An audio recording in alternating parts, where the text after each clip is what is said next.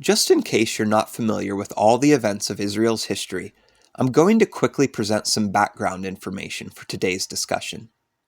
When God delivered Israel from slavery in Egypt, the final plague that swept over the land was the death of the firstborn male among both animals and humans. Every Egyptian firstborn male died, but the Israelites, by marking their doorframes with the blood of lambs, were spared this horrific encounter with death. Therefore, in future generations, the firstborn male in Israel belonged to God. The clean, acceptable animals were literally sacrificed at the altar, while unclean animals and firstborn human sons were redeemed with a financial payment. As time progressed, God also declared that the tribe of Levi belonged to him in place of the firstborn sons of the Israelites. Thus, the Levites were specifically chosen by God to dedicate their entire lives to serving him.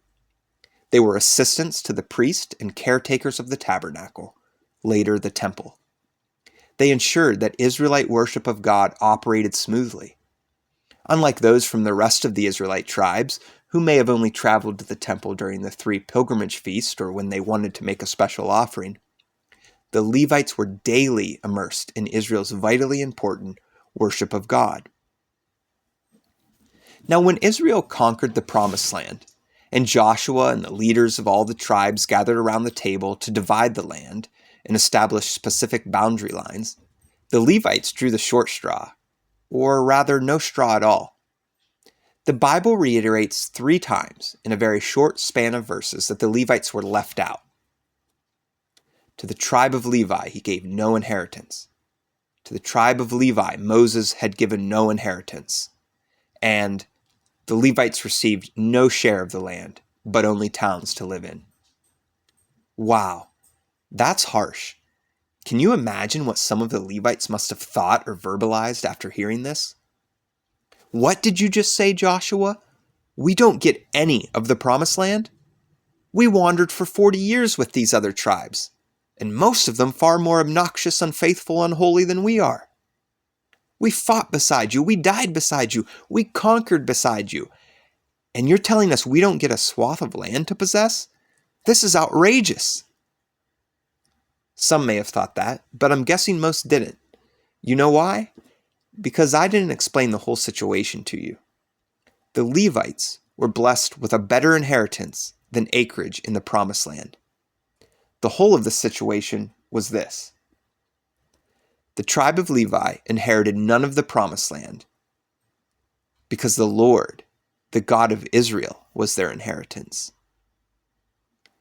The Levites did not have a vast, divinely deeded area of land where they could plant their family's roots deep down into the soil. But the Levites had something better.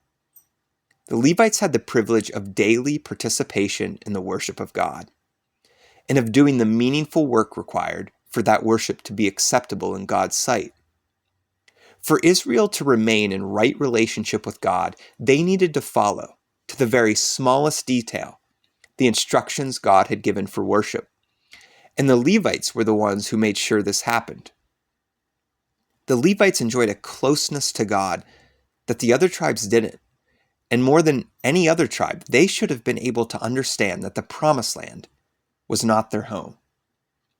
The Levites, unattached to this earth, should have been the ones most readily inclined to long and yearn, as Abraham had, for a better country, a heavenly one, a city with foundations whose architect and builder is God. Shouldn't we strive to be like an ideal Levite, to live unattached to this earth, to dedicate every fiber of our being to the work of the Lord, and, instead of building a home here and now, to joyfully anticipate our return to paradise, to Eden, to that garden in the east, to God's presence, to home?